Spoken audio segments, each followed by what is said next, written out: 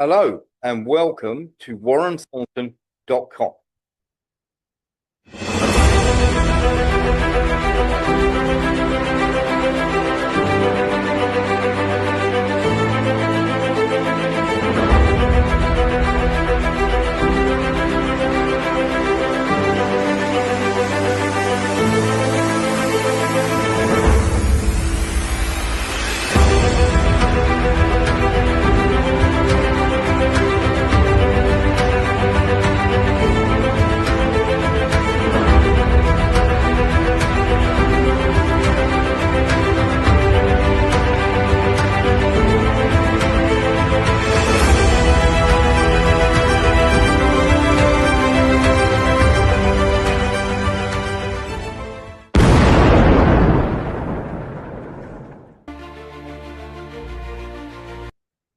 Hello and welcome to WarrenThornton.com. If you're one of those people tuning in for Matt Tissier will be here around about 7 o'clock to talk about the crazy goings on in the last week or so, in which the Chelsea and the Manchester United manager have both been fired from their jobs. And of course, he'll be here to talk through a unique situation as a former professional footballer. And most people would call him the god as well, as an exceptional footballer, on the madness that is going on in the Premier League.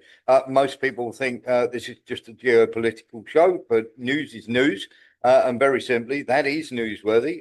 We will also have Tony Gosling sometime this week to come on and talk about the Venezuela situation and everything that is happening there. On Thursday morning, we will have Jamie Ike coming to give his view on everything that's going on. So that will be there for your subscribers' breakfast on Thursday morning. And at some stage next week, we will be talking to somebody who is going to be looking to get the Democratic ticket to become the new governor of California and challenge Gavin Newsom. He has agreed to come on the show and answer all and any questions. So we will look forward to having him as well. So that's what's coming up in the near future. But for the time being, let's get into what has been going on all around the world. Now, everybody would expect us, and quite rightly so, to start with everything that has gone on with, of course, shall we say, Maduro and the ongoing situation that is happening in Venezuela. And there are lots of rumblings and lots of people now talking about all sorts of things. So it is only true and right that we start with that as a massive geopolitical, shall we say, soiree into what is going on. Now, China have released a statement about this. China are very unhappy. Of course, China had a lot of egg on their face when they saw what had gone on, and they weren't very happy. Let's have a little listen to what they had to say. China has made its position clear regarding the United States' forcible control of Venezuelan President Maduro and his wife. China expresses grave concern over the U.S. authorities' forcible control of President Maduro and his wife and their subsequent transfer out of the country. The actions by the U.S. constitute a clear violation of international law and the basic norms of international relations, contravening the purposes and principles of the United Nations Charter. China calls upon the United States to ensure the personal safety of President Maduro and his wife, to release them immediately, to cease subverting the Venezuelan government, and to resolve the issue through dialogue and negotiation. Cooperation between China and Venezuela is collaboration between sovereign states. It is protected by international law and the respective national legislation of both countries. Regardless of political developments in Venezuela, China's commitment to deepening practical cooperation across various fields remains unchanged, and China's legitimate interests in Venezuela shall be safeguarded in accordance with the law. That is China's position there, and they're very unhappy about that. There's not going to be a lot they can do about that militarily. And of course, we'll be asking all sorts of questions. Can they do anything about it legally? Not really, because the ICJ are turning around and saying, and everybody else is, shall we say, on tenterhooks. But here's where we have a problem. Let's have a listen to Marco Rubio talking about what's going to happen if the UN are involved. No, you're wrong in your question. Number one, Venezuela is a major source, and the reason why is the following. And I've seen a lot of this reporting, and it's fake reporting, and I'll tell you why. It says that somehow Venezuela is not involved in the drug trade because the UN says they're not involved in the UN. I don't care what the UN says. The UN doesn't know what they're talking about.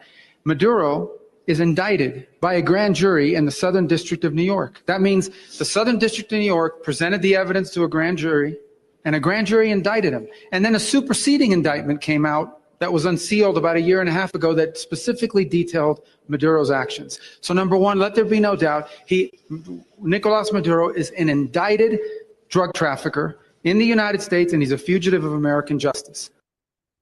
Now they're absolutely desperate to push that. Nice to see you with your skull cap on there, dear old Marco. Now, very, very simply, of course, Maduro is very much desperate to push this.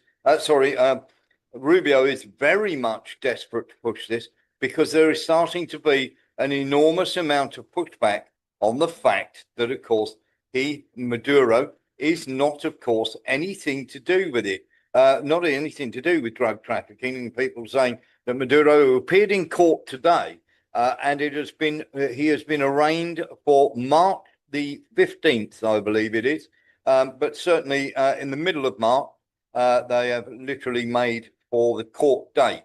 So to give you a quick update there, the middle of March is when he is going to be put forward as a sacrificial lamb. That gives them plenty of time to get all their stories straight and everything else. Louis Bastos. Good morning, good evening. What the hell has his wife got to do with it? I would turn around and say exactly the same thing there. That's a very, very good point. And when you see the picture that is coming out today, now, as they were being transported to the courtroom by helicopter, Associated Press and everybody else decided they wanted to take pictures of these people in handcuffs. Now, if you think Maduro is a crook, absolutely fine. There's Maduro's wife. And of course, this picture is now doing the rounds because everybody is looking at this picture and go, there is an unbelievably frightened woman, literally cable tied.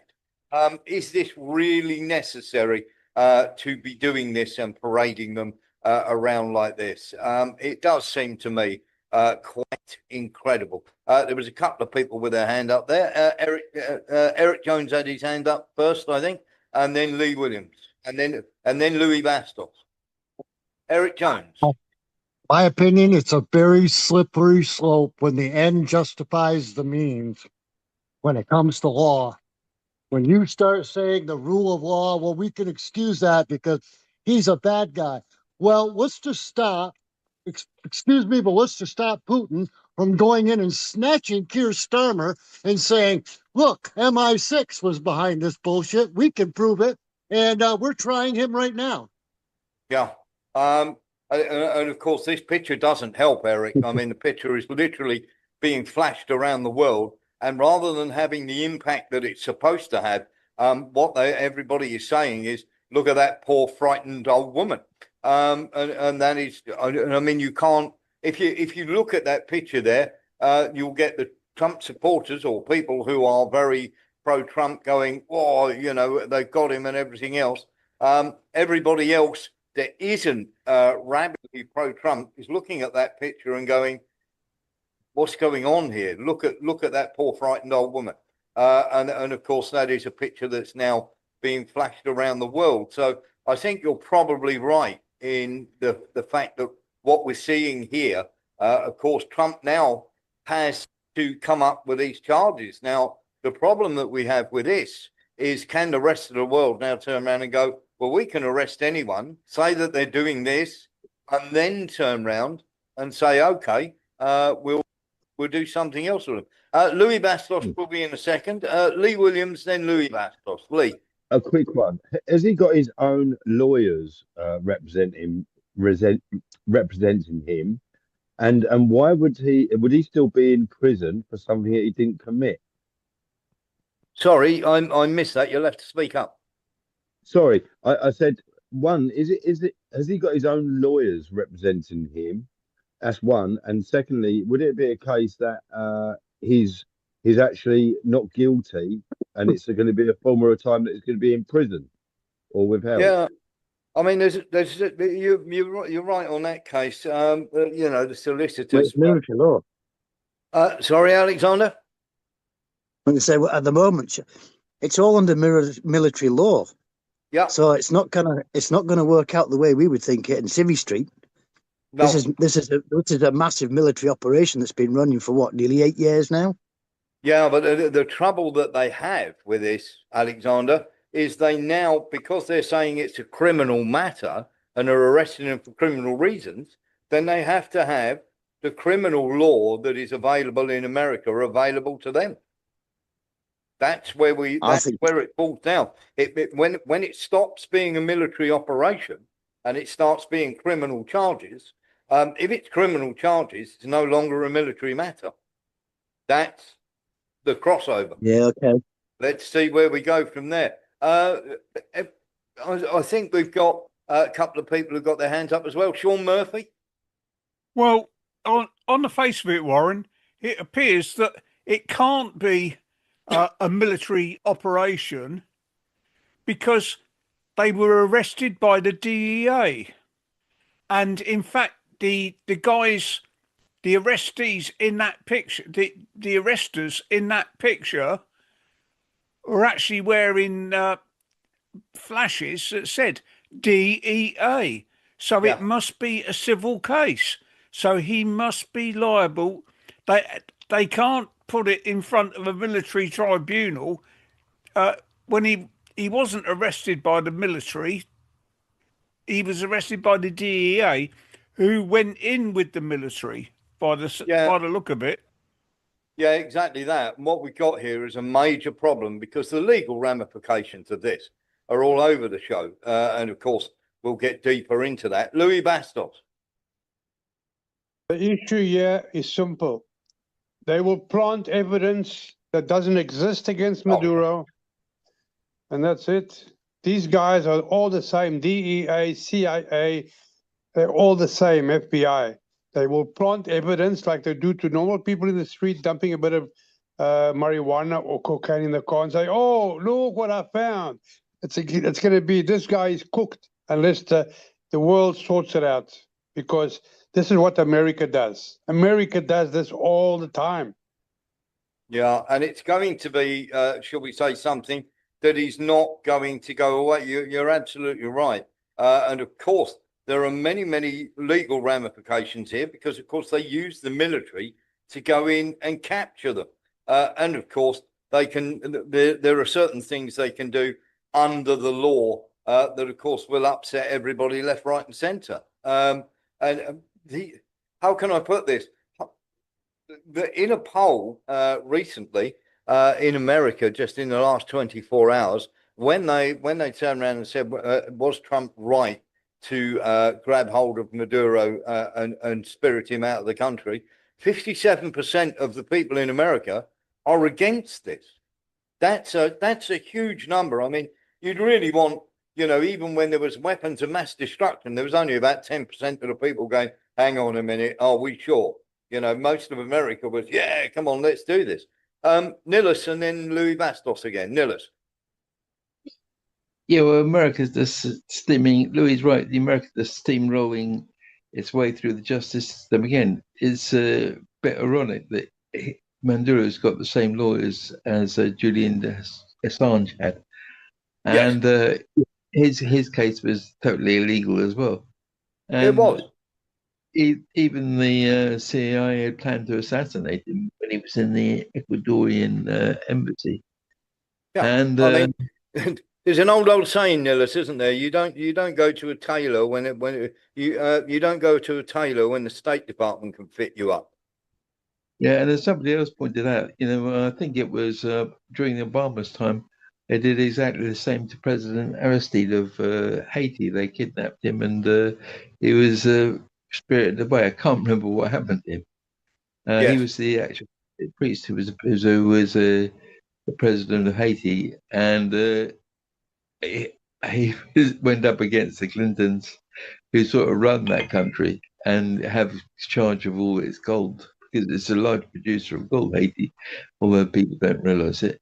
And he was spirited away, never to be a president again. So it's not a unknown thing. Yeah, exactly that. And I mean, Lindsey Graham, to my Chinese friends, in case you were planning a follow-up meeting, this was a couple of days ago. But people like Lindsey Graham coming out and shouting from the rooftops like this is, how can I put this? It's not doing the cause any good. The general consensus, now it's not my consensus, I'm just reporting, but the general consensus is that America is an absolute runaway train at the moment, and they're just going to be doing whatever they like. And of course, many people are pointing out how terrible it is. And pictures like this do not help. They really do not. When you look at what they are, when you look at Maduro's wife there, it is quite staggering. The people have gone from being on the fence to, oh my God, look at this old woman. Nillis. Yeah, you're quite right. But as we were saying, they've been doing it for years. The only difference is that they would keep it more under wraps. Trump's going out there with a big press conference. Yes. I remember, one of Colonel McGregor's comments on it was, I would have never told them how I did the operation. Yeah, that's stupid of Trump to be boasting about it. Yeah, I mean, let's be absolutely honest here. The fact that it's one of the close security detail that bubbled Maduro up to the Americans is beyond any question whatsoever, or beyond any doubt at all. There's no question that he's in a circle, and of course, the vice president was in on this. Lee Williams. I was going to say, in most people's majority, would they see that, like, not the American people, but I'm talking the actual corporation of America and all of them, are they actually guilty of what they're doing? Why would they take him to New York to see a sentence when it should have been done in his actual country? Why are they stolen him? They forever do this because if they're on American soil, they can form the narrative by which this goes round. If they'd have tried to do that in Venezuela, it would have collapsed already by now, one suspects. Now, do pay attention to this. Very, very important that you do. Donald Trump threatens Venezuela's new leader with a fate worse than Maduro. The president told The Atlantic, bear that in mind, that Delcy Rodriguez needs to comply with U.S. wishes or else. Nillis. Yeah, I was remembering they did the same thing with Andy, didn't they? But they actually shot him in his bedroom. So yeah, at least it's improving things that they brought him back alive. And I think Maduro will become an icon of resistance against America. Yeah, he's going to bite them harder than they're going to bite him in a way. He's becoming an historical figure of resistance already. Yeah. You could be right about that. Now, let's get back to what we were saying here.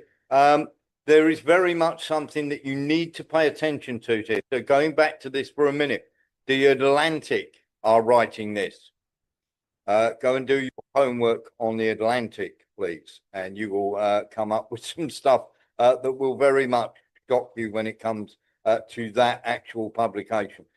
This is literally about as CIA as you can get. Now, there is a lot of talk about threats, and of course, she has been saying all sorts of wonderful things. Don't for 1 minute believe it. She has had a very, very long conversation with Rubio and is willing to do basically whatever Rubio tells her to do. She knew all about this. Her name is Delcy Rodriguez. There are many people starting to ask the same questions now after we put forward the idea that this was going on. And our friends in MI6 are telling us, and our friend that are very close to the River House are saying she is definitely in on this. Okay. And of course, she did betray him. We're quite sure. So our friend is saying that she was sworn in as acting president after, obviously, Maduro on Saturday morning was whisked away to a federal detention center in Brooklyn and charged with narcotics trafficking and possession of machine guns. Now, President Donald Trump said on Saturday the US would now run Venezuela, but it wasn't exactly clear what he meant. He said, we are going to run the country until such time as we can see a proper judicious transition. Okay. We can't take a chance that someone else takes over Venezuela who doesn't have the good of the Venezuelan people in mind. In other words, translated, that is, who won't do exactly what we tell them to do. Trump then said US Secretary of State Marco Rubio had had a lengthy phone conversation with Rodriguez, and she was essentially willing to do what we think is necessary to make Venezuela great again. Now, there's been much speculation that the US bribed senior political and military figures to ensure there was no resistance to the US attack, which involved 150 US aircraft. No anti-aircraft systems were engaged apart from one man-pad, and Trump said that US suffered no casualties or loss of equipment, even though there was damaged equipment. Now, after she was sworn in later on Saturday, Rodriguez delivered a fiery speech denouncing the US attack while insisting that Maduro is still Venezuela's legitimate leader, even as he sits in a federal jail in Brooklyn. Now, she said the US had one attack objective here, regime change in Venezuela to allow for the capture. This is all theater. She said, we are ready to defend Venezuela. We are ready to defend our natural resources that must be for national development. The extremists who have promoted armed aggression against our country, history, and justice will make them pay. We will never again be slaves. Now, were they sincere or were they part of the deal or both? She might have meant what she said, but we'll still do what the US wants. Or were her defiant words just theatre? Could she even rule Venezuela without making such remarks? Is she using them and the Venezuelan people to implement the US agenda in her country?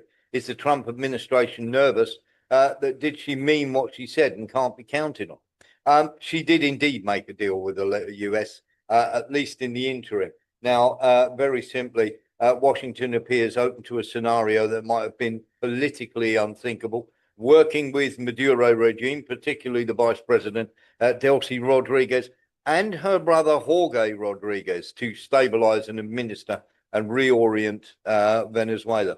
It is an experiment that should succeed and under certain conditions is going to get better and better for them. Not all Chavista figures are equally positioned to engage in such a bargain. Analysts, and many of them at the River House, are pointing repeatedly to the Rodriguez siblings, Delcy and Jorge, as long-time political operators and negotiators, uniquely capable as links in the chain.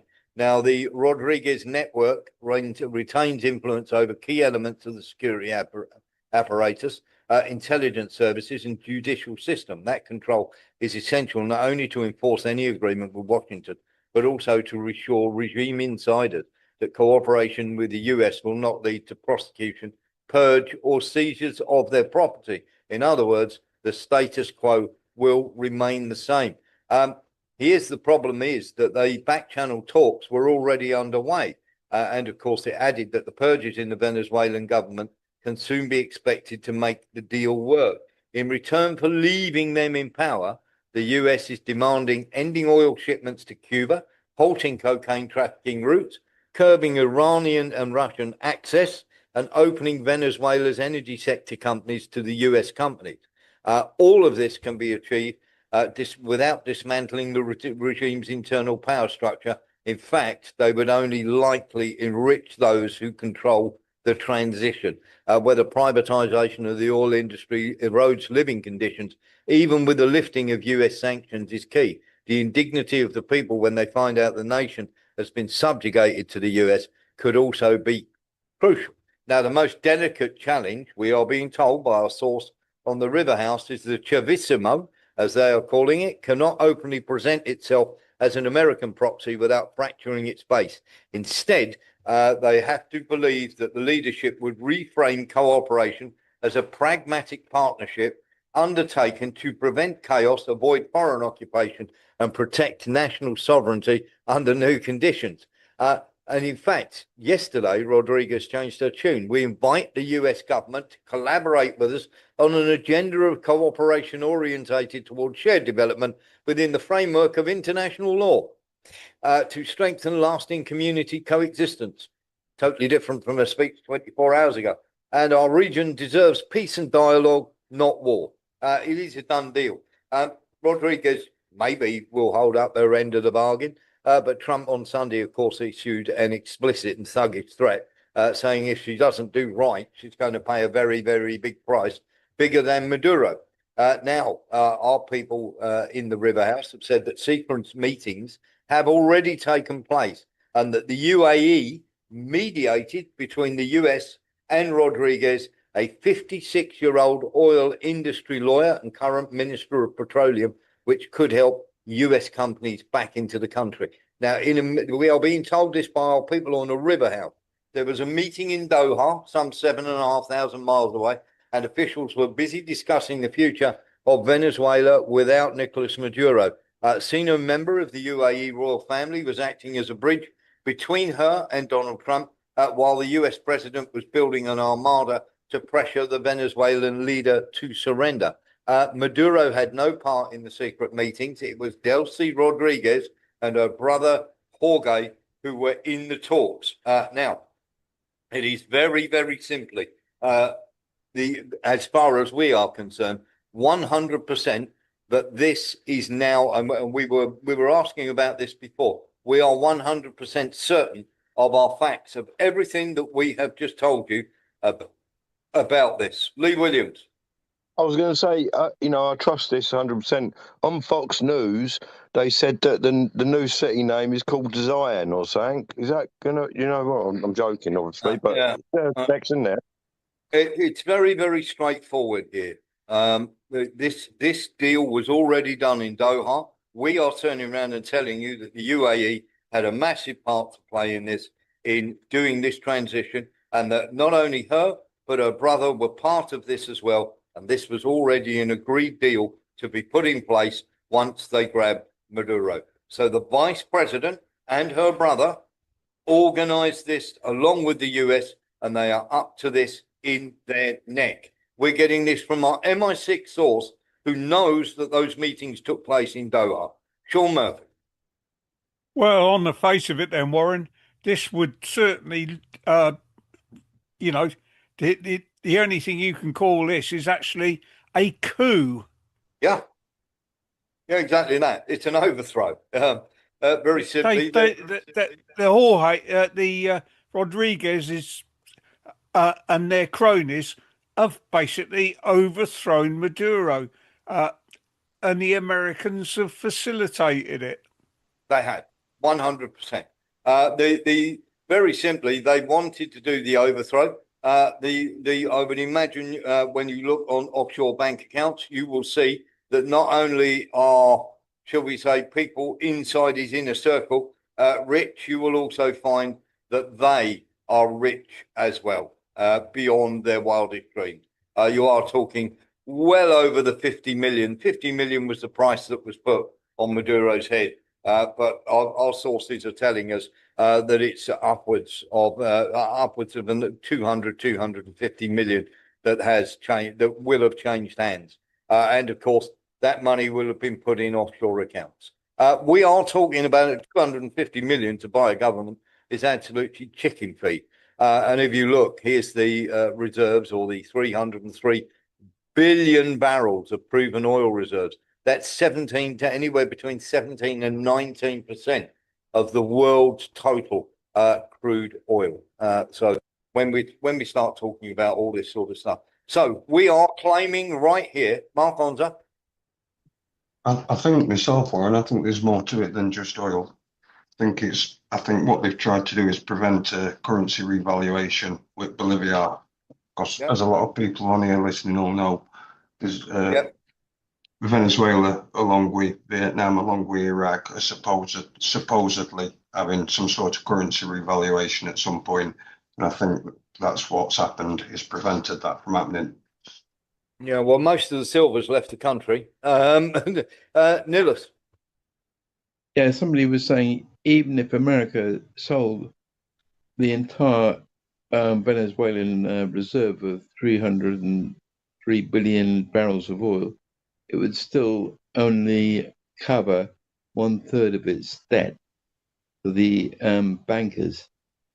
And as we know in previous things, that American taxpayer hasn't really had a look at that money. It's all gone into the corporations. If we look at the oil that was stolen from Iraq or Syria, yeah, the American government has done those things, and it's racked up debts for America, but it's all the money has gone to the corporations and to the Zionist corporations at that. Yeah, absolutely. Good call. So to the rest of the world, we are claiming here through our sources. Sorry, Nicholas again. Oh, got your hand up. I'll lower it down. Right, to reiterate once again, we are claiming, this channel is claiming that there were secret deals done in Doha between the Rodriguez clan and America to overthrow Nicolas Maduro, and that everything she is coming out and saying is complete and utter hogwash.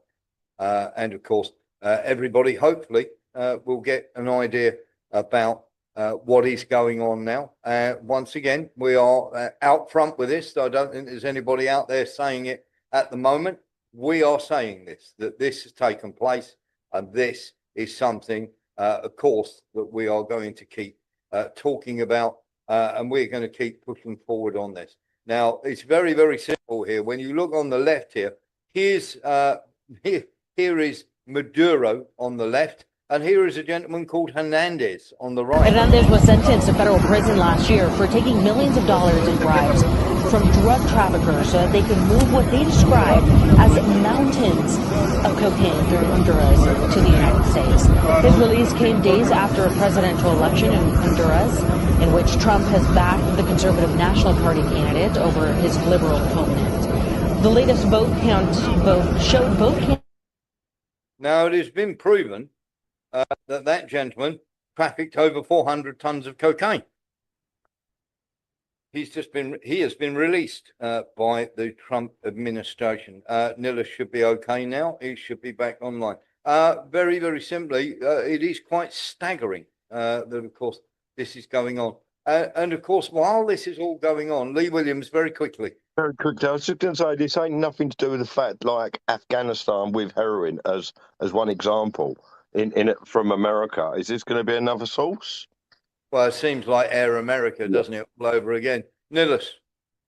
Well, what I thought was staggering was that Israeli private military companies were training both the Mexican and the Colombian cartels in the use of modern weaponry and in soldiery. They certainly were. Quite incredible, isn't it?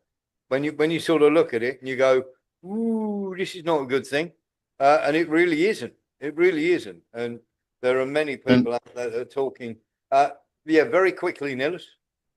Well, there's also been a history of Zionists trading in drugs. It was the Sassoon family who had the entire opium trade in China. Yeah, the British were blamed for it, but it was actually the Sassoon family that ran the opium into China. Yeah. Okay. There we go. Just to let you know as well that there are lots of people now that are starting to have lots of chats about this. There are many people that are talking. Let's have a listen to Jeffrey Sachs on this. It's a complete economic collapse, a catastrophe in Venezuela. There was a crisis for sure before Trump came to office, but the idea of the Trump administration from the start has been to overthrow Maduro. That's not a hypothesis. Trump was very explicit in discussions with presidents of Latin America where he asked them, why shouldn't the U.S. just invade? He said that already in 2017. So the idea of the Trump administration has been to overthrow Maduro from the start. Well, the Latin leaders said, no, it's not a good idea. We don't want military action. So the U.S. government has been trying to strangle the Venezuelan economy. It started with sanctions in 2017 that prevented essentially the country from accessing international capital markets and the oil company from restructuring its loans. That put Venezuela into a hyperinflation. That was the utter collapse. Oil earnings plummeted. The earnings that are used to buy food and medicine collapsed. That's when the social humanitarian crisis went spiraling out of control. And then in this year is with this idea, very naive, very stupid in my view, that there would be this self-proclaimed president, which was all choreographed with the United States very, very closely. Another round of even tighter sanctions, essentially confiscating the earnings and the assets of the Venezuelan government took place. Now Venezuela is in complete, utter catastrophe. A lot of it brought on by the United States deliberately, creating massive, massive suffering.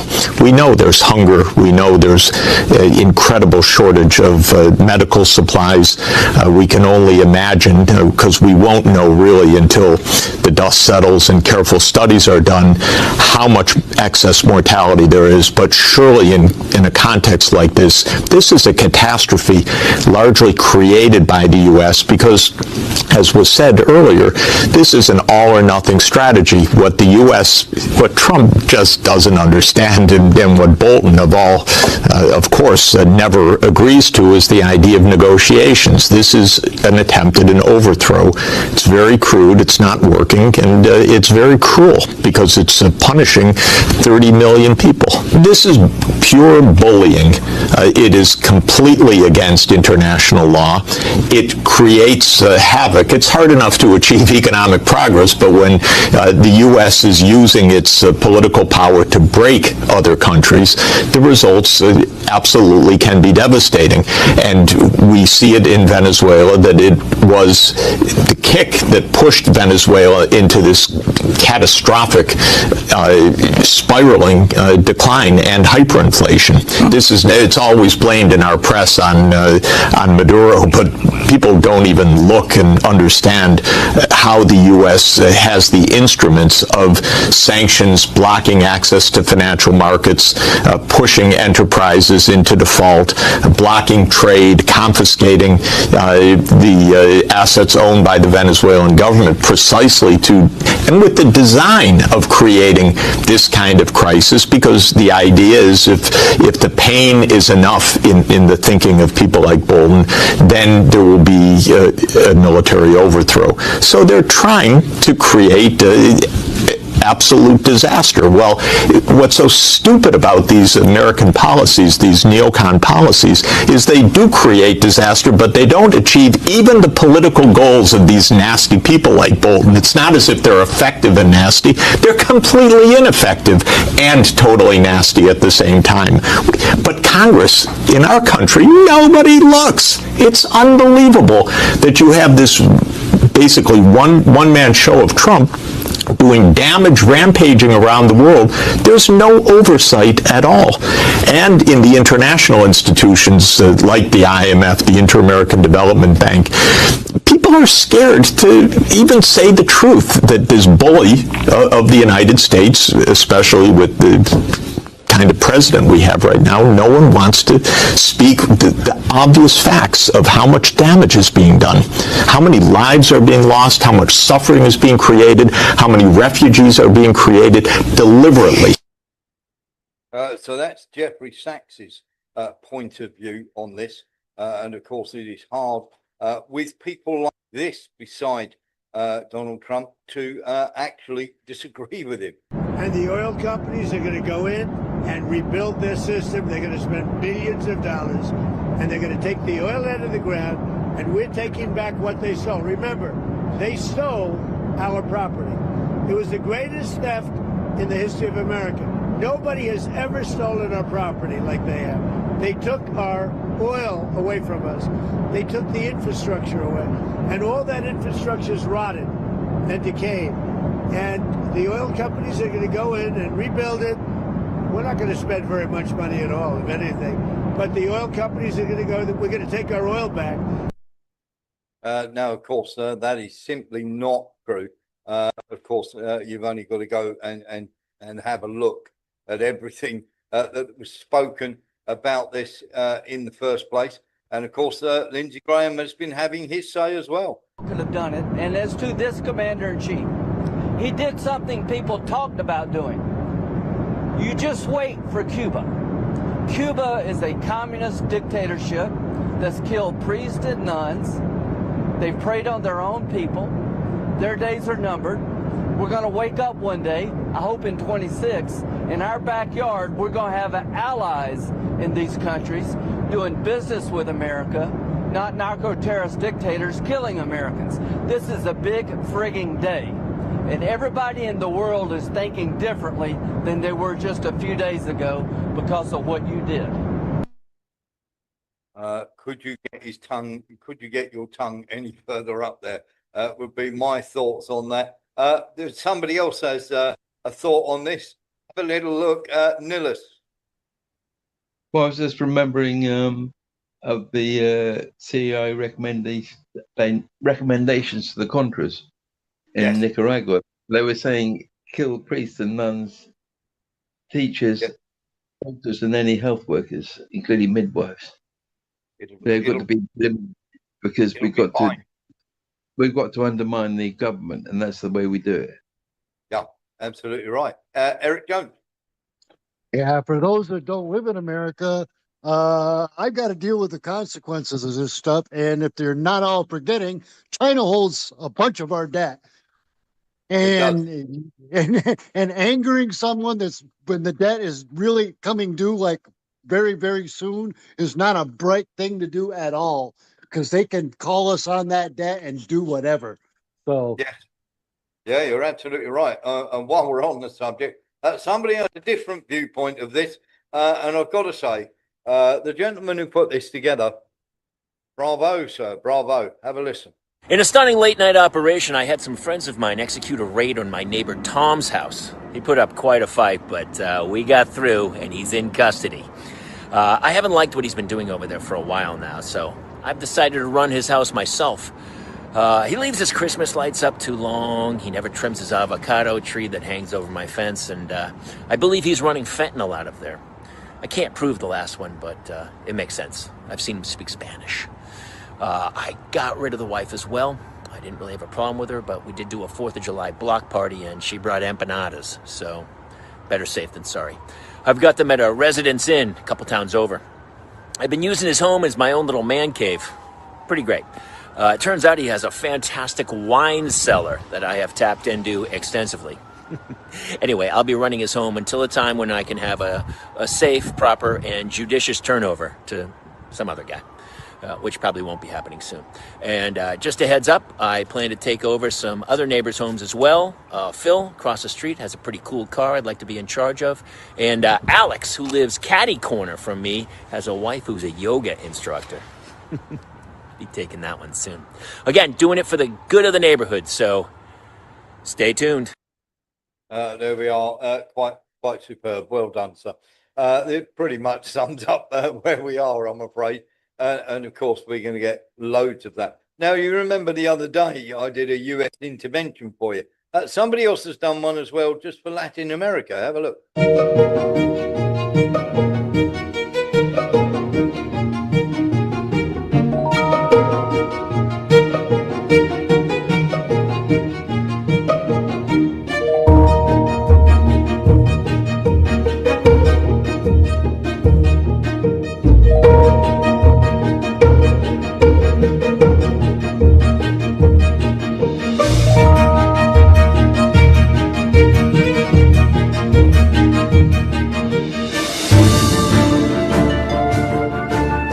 going to run the country until such time as we can do a safe, proper, and judicious transition. So,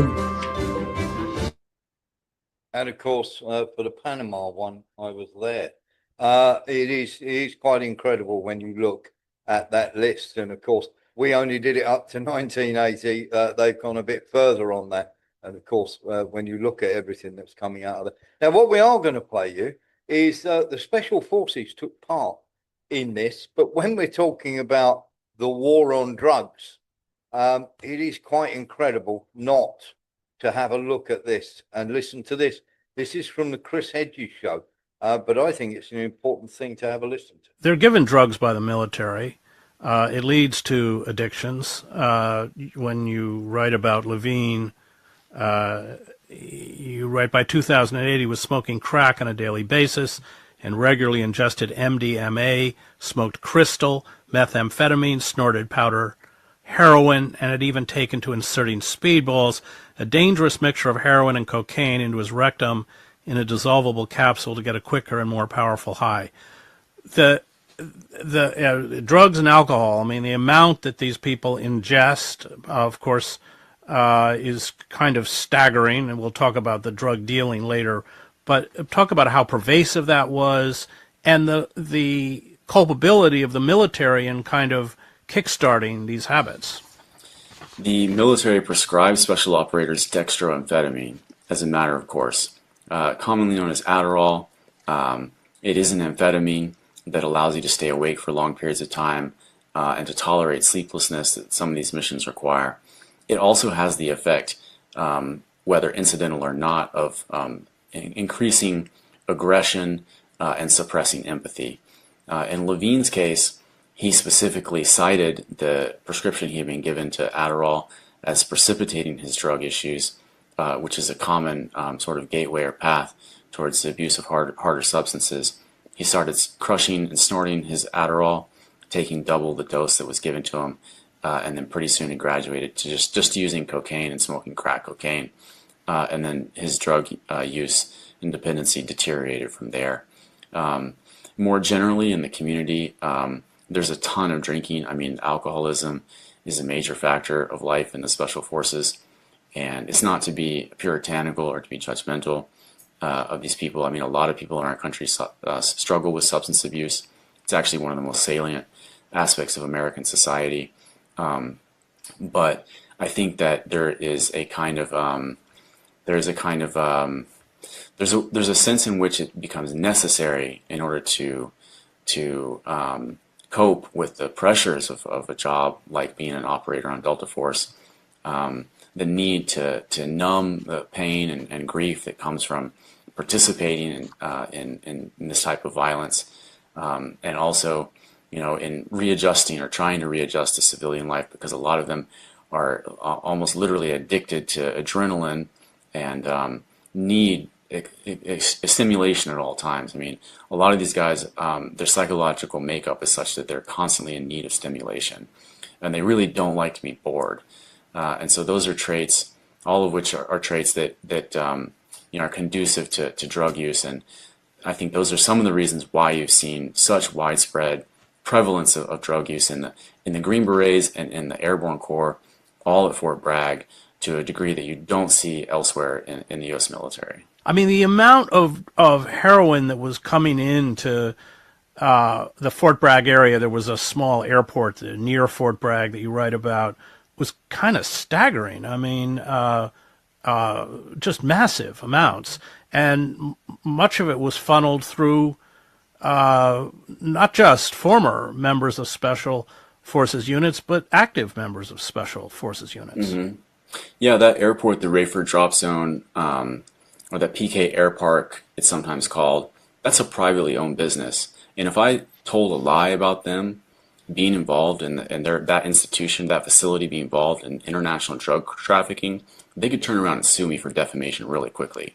But the facts are clear. The facts are nailed down. There are criminal prosecutions that have either taken place or that have been fully adjudicated, show that airport, which is where Delta Force does its parachute training, has been a hub of international drug trafficking since the 1980s, and involving current or former Special Forces soldiers trafficking drugs into the United States by air and landing them and offloading them in this this airport that's within Fort Bragg's airspace and is contiguous with the base and has been a center of Delta Force training for decades. The Los Zetas were trained by the Special Forces. It's a Mexican Special Forces unit that was trained by the U.S. Green Berets, including at Fort Bragg, also at Fort Benning, and they also were trained by Israeli instructors.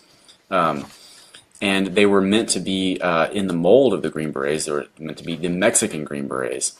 But this unit, quickly after being used to savagely suppress the Zapatista uprising in Chiapas in the mid-90s, they went rogue and looked around the the sort of underworld scene in Mexico and realized, hey, nobody, we're the baddest dudes around, and we can run this game if we want. And that's exactly what they did. They defected from the Mexican state and became the most notorious cartel in Mexican history, Los Zetas, which really precipitated the terrible homicide crisis that continues in Mexico to this day, in which hundreds of thousands of people have died because of this new model of a paramilitary cartel.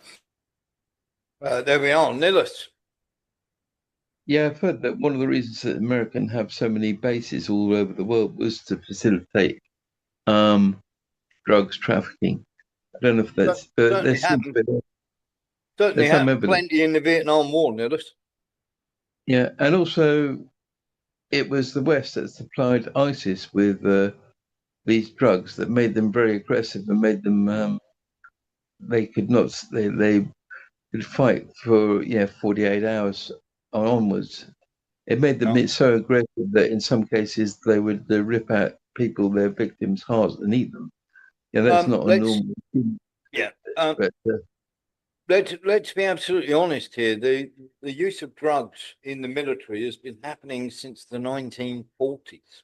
And of course, it's only got worse and other things on top of that. But good point, well made. Let's hear from, yes, very quickly, Neil. I think even in the First World War, they used actually amphetamines, but I might be wrong a about type that. of amphetamine, but we're talking about, should we say, massive addictions here. They were only given in very small doses. Let's have a look. Yes? And the Air Force used them as well. They did. Yep. Let's listen to what Scott Ritter has to say on this. We went in and we got the bad guy. And it looked very easy because, of course, we're the strongest nation in the world under Donald Trump.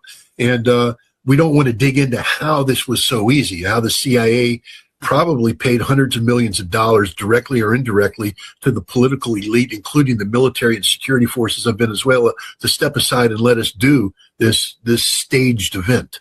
Because this was a staged event. You don't go in with 2 troops of Delta Force into a hostile capital city and launch an assault of this nature unless everything was cleared in advance. That's the quickest way to lose 35 Delta troops. No, they went in. It was cleared hot to go in. It was a permissive environment. They got their made-for-TV moment, and then they left. And Donald Trump's going to build on that. But I think what you're going to see is that we have, over the course of the past several months, exploited both the sanctions and the possibility of lifting sanctions and the reality of the oil, of the money that's attached to the flow of oil, and we bought out the political and economic elite of Venezuela, including those who just a week ago were saying that they're standing with Maduro for life. He's absolutely right in terms of what he is saying there when it comes to these people suddenly folding. What you have to remember, and it is very, very important to remember this, is that those people that we've just spoken about there are, or the Venezuelan people, have betrayed their own country for money. Okay, they've basically handed over their country and everybody in it to obviously the elite. And this, of course, I think is going to have massive ramifications going down the road because the moment, sooner or later, this stuff always leaks out. And of course, let's have a little look at this because this is homes in Venezuela after the strike. As you can see, quite a few of the people's own homes as well as the defence minister. They actually.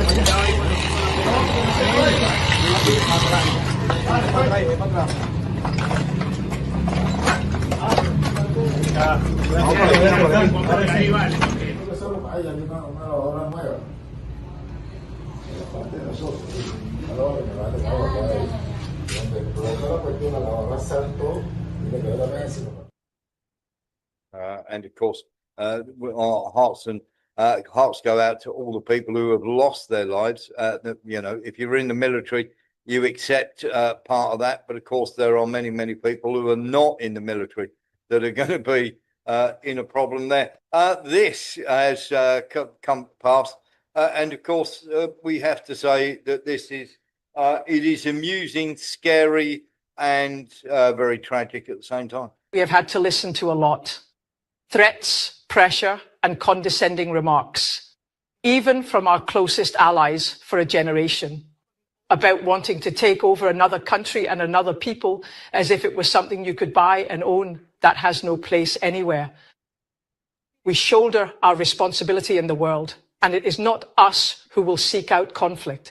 But let there be no doubt, no matter what happens, we will stand firm on what is right and what is wrong. Now that is the head of Denmark there, named Frederiksen. And of course, we're getting lots and lots of talk now about what's going to happen in Greenland.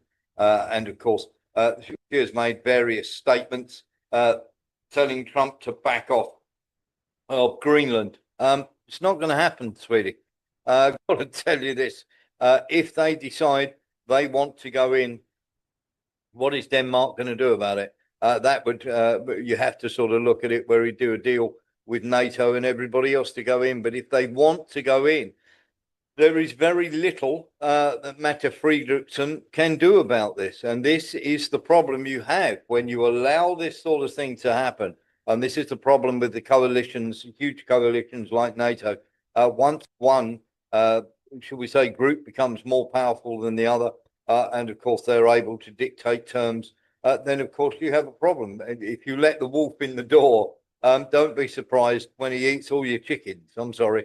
There's a wonderful line from a film called Quick and the Dead with Gene Hackman, where he turns around and he says, if you let a fox in your hen house, he'll have chicken for dinner every time.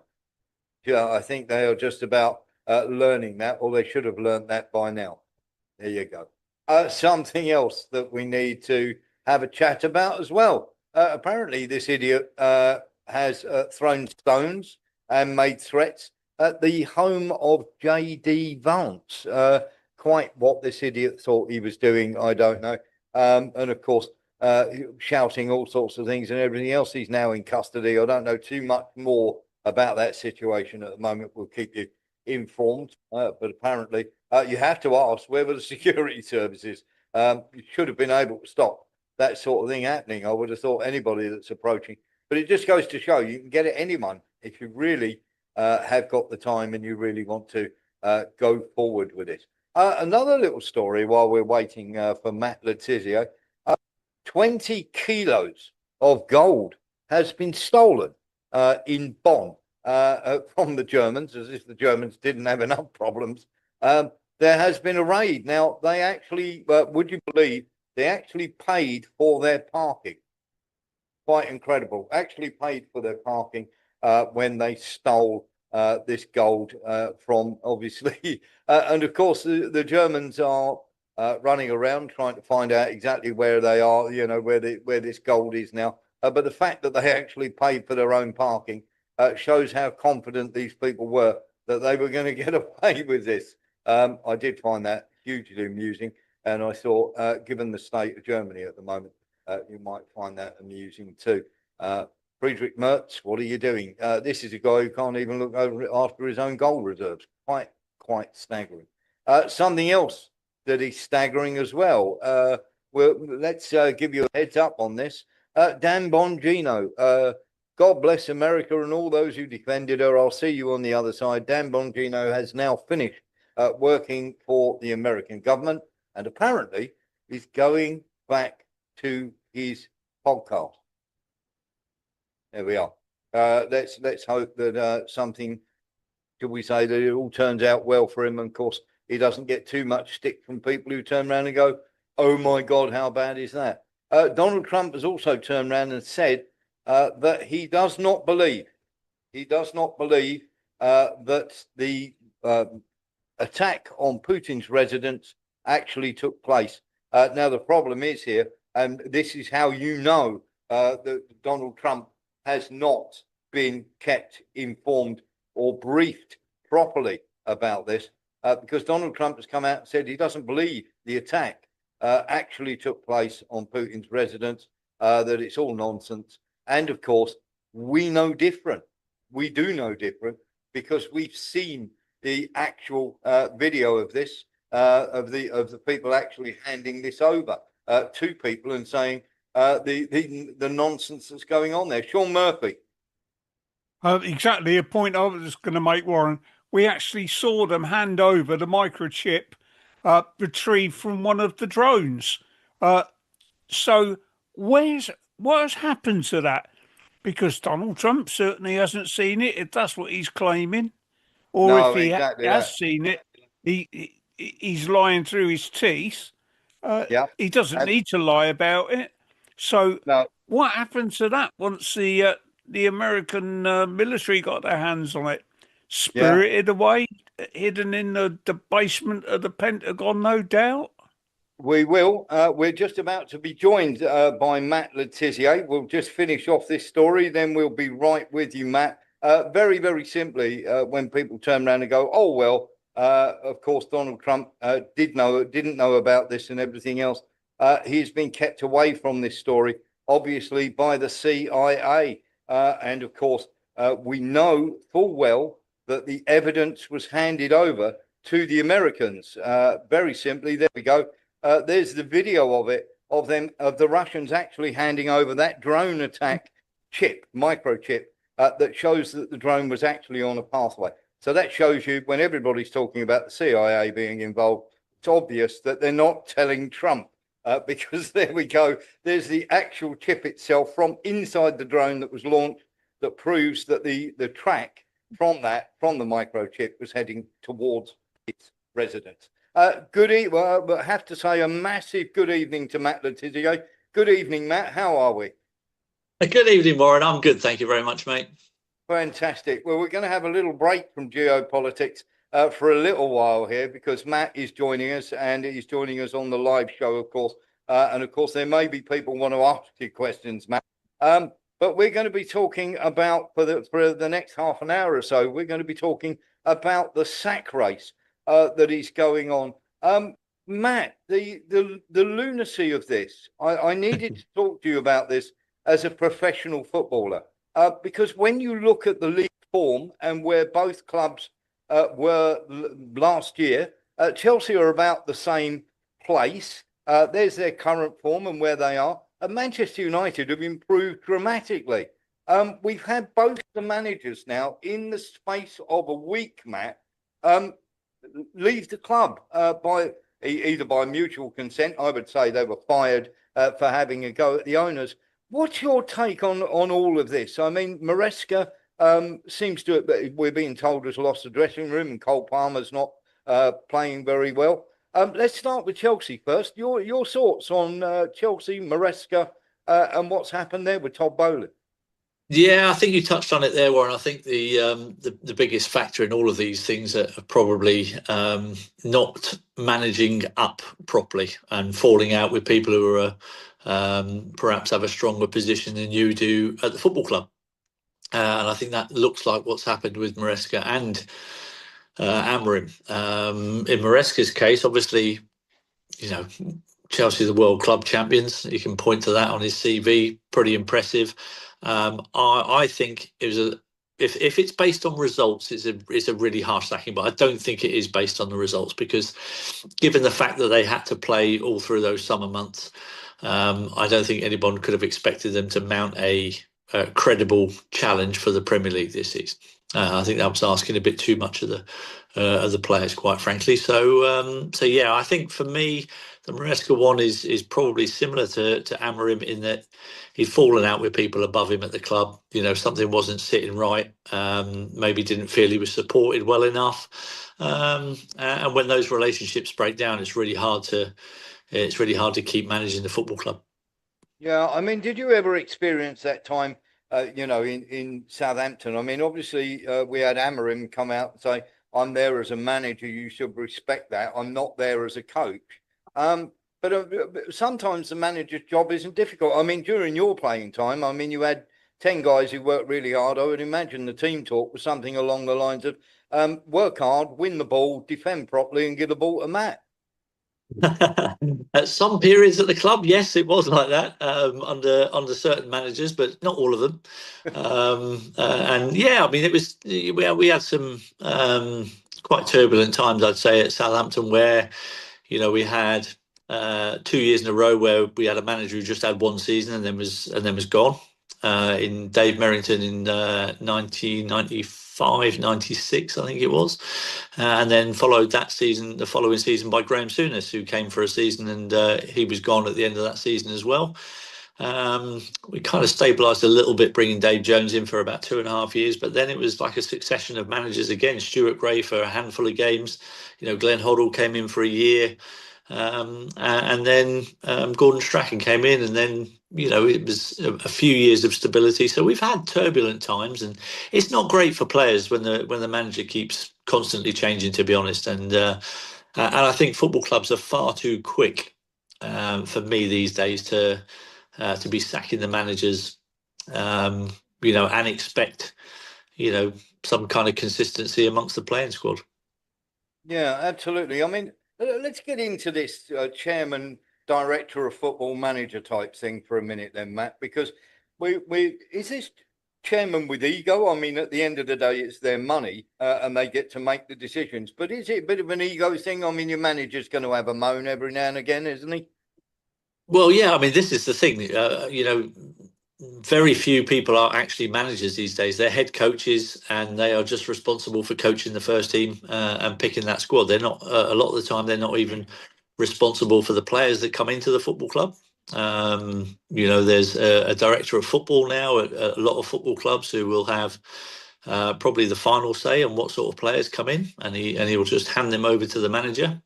Some clubs, they will have a policy where they'll obviously discuss that amongst them and try and come to some arrangement. But if at the end of the day, if the sporting director or the director of football, whatever you want to call him, if he's got his heart set on a player, the manager's not going to be overruling him. And I think that's where the big changes come now. There's been a real power shift in terms of just how much, say, the manager or the head coach has got in actually who's coming into the football club. So it's a really tricky one, because if you're a football club that keeps sacking managers after a short space of time, you've got to really, for me, I think the finger needs to be pointed at the bloke who keeps appointing these managers, because he's the one making the mistakes. He's the one who's costing it. Right. He's not getting it right. He's costing the football club millions of pounds in compensation for when they have to sack the managers, and he's not doing his job properly. And yet he's never the one that gets the sack. Yeah, exactly that. Do you have some sympathy with the managers, given that we have a sort of a major problem in that if a manager doesn't fancy a player, rather like Mourinho with Shevchenko, in the Abramovich era, the manager doesn't fancy a player, he's not going to want to play him, is he? And is he going to feel under pressure to do so by the chairman? I think he'll feel under massive pressure by the chairman. It depends on how strong a character and what credit you've got in the bank from what you've done previously. And that's what it all boils down to, really. How confident are you in your own ability to stand up for yourself to a billionaire owner who at the drop of a hat will just go, nah, sorry, mate, you're not playing the bloke that I want you to play, you're out. Which, I can understand as a manager going against that, because you've got your principles, you want to play what you think is your best team. And at the end of the day, it's a bit of a win-win situation, because if you're going to get the sack, that also comes with a very large check to say thanks very much for all your work. And Mourinho is, I don't know, he's probably earned close to 100 million quid in payoffs after getting sacked. So, is it such a bad thing? You've got to ask yourself. And is that right for football? Why are we rewarding failure so much? Yeah, exactly that. And here's the thing that I wanted to ask, because is it better the devil you know? Because at the moment, Manchester United have improved beyond all measure from when Amorim took over. Chelsea are around the same, and as you say, that's going to be a hard ask after asking the players to play during the summer as well. I want to ask first, and let me ask that first of all. When you have to play during the summer, how much of a drain is that on players? I mean, because you hear the average fan, don't you, going, "Oh, in my day, I used to work 70 hours down the pitch," you know. Yeah, I mean, your body certainly needs a rest at the end of a season. A lot of people will just look at what happens on a Saturday and they don't see what goes on during the rest of the week, how much effort you're putting into your training, and what you're putting your body through every day. And it does need a rest.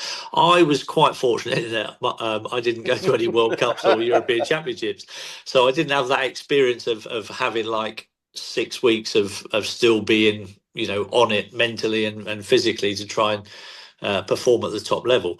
I did go to I had a couple of end of season trips, England youth teams to Brazil and places like that, and it does take it out of you. If you had a 9 or 10 month season, and all of a sudden you've now got to go and which happened to me when I was 20, I think I was, went out to Brazil and spent just over 2 weeks in Brazil playing football out there. It definitely, when you come back, you don't feel as fresh as what you would do if you've had that, real long break. Now, I know a lot of the time this is something I kind of disagree with as well. The football clubs now, I don't think they're doing themselves any favours, because even now during the off season, they'll give players a schedule to stick to make sure they keep up like their fitness levels. But I'm a firm believer that your body actually needs a proper rest. You're going to keep flogging it and flogging it. At some point, it will break down. And so I think the players actually need a proper break away from the training, and just to recharge the batteries every summer, and then come back into your pre-season and use that pre-season to get yourself match fit. But they seem to have gone away from that and kind of thinking that, oh no, let's just keep them at a level where they're fit the whole year round. I don't think they're doing the players any favours by doing that. Let me ask you a question on that then. When it comes to geniuses like Clough and people like Ferguson, they used to give the players a proper rest. They used to say, "Off you go," or whatever, and of course they come back and they put a real shift in.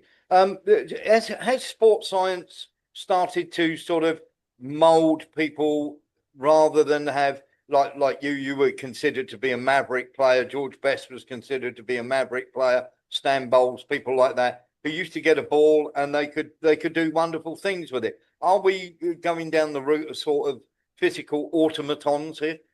Yeah, it does feel a bit like that. I watch Premier League games now, and there's not many players that will get me on the edge of their seat when they're in possession of a ball, because you kind of know when you're watching a game where they're going to go, what they're going to do. They've almost been programmed to go, right, if I'm in this position on the ball, I need to pass the ball here, or I need to pass the ball there. That's my two options, and that's it. And you can almost predict, when somebody gets the ball, where their next pass is going. But people like George Best and Rodney Marsh, those kind of players, you're always like, oh, what's he going to do now? Is he going to take somebody on? And if he takes that one person on, is he going to take the next person on as well? And you kind of, I think the Premier League is losing that a little bit. And I think we've got to be a little bit careful, because I think football's in danger of becoming a little bit boring. Yeah. So when we talk about the automatons, then let's move that on a gear. So you've got the manager, and then you've got the director of football, and then you've got the chairman or the CEO, and then the chairman or the secretary or whatever. Is it a difficult thing for a manager to sort of accept what a director? Because I always thought a director of football should be somebody who sorts out the youth team and produces players to come through for the first team rather than say to the chairman, right, we want that player and let's give him to that manager, when the manager probably looks at him and goes, he doesn't fit my system of the way we're playing.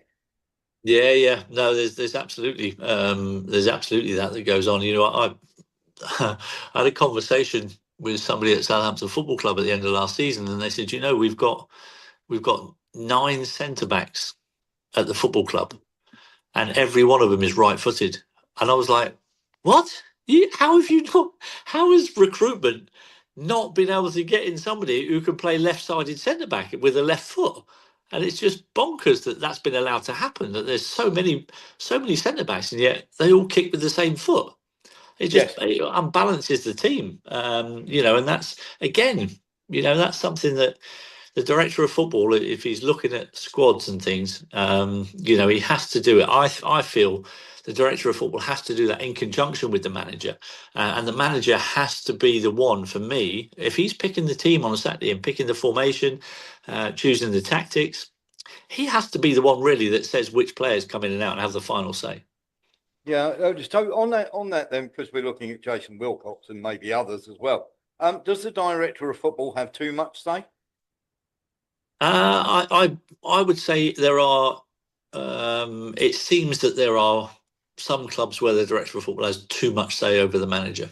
Yeah, I would think, you know, as I said then, you know, when it comes to putting a squad together and a manager who's got his ideas on how the team wants to play and the type of players that he needs, it just makes logical sense that yes, the director of football can, you know, go out and source a load of players and find what he thinks are good players and present it to the manager. But if the manager goes, it's not really going to fit my system, you know, that should be the point where the director of football goes, oh, no, fair enough, we'll leave that one then. But there are some that will go, no, he's a good player, we're going to buy him, in he comes, and the manager goes, well, where am I going to play him? Yeah.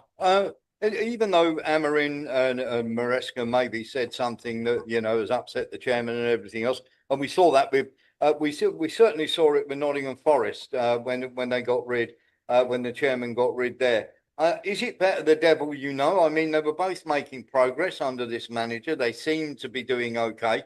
Chelsea, as you say, took part in the summer, so possibly you know, a little bit of tiredness there. Manchester United seem to be improving.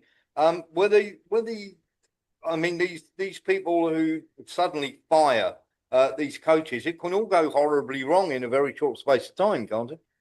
Yeah, well, we've seen what's happened to Forest since Nuno left. You know, he seems to have done a good thing there, but again, you know, obviously we had the incident where they only came on the pitch, and Nuno wasn't too pleased about that. But I think also it became clear that the relationship between Nuno and Edu had broken down again and again. That connection, the director of football and the manager, once that relationship breaks down, there's going to be a partner of the ways. There's only going to be one person who's going to pay with his job, unfortunately, and that's always the manager. And I feel sorry for some of them because sometimes it's not their fault. Matt, give me an idea, because you've been through a lot of managers in your time at Southampton when you were battling relegation. When a new manager comes in and say for a player, what's it like for a player, especially for players who've just been bought by a manager who maybe 10 games into the season has suddenly got the bullet, and the new manager comes in and don't. I mean, that must go on, mustn't it? Where the new manager comes in and doesn't fancy the guy who was bought previously. Oh, yeah. I mean, I can remember Graham Souness actually buying Kevin Davis at the end of the season.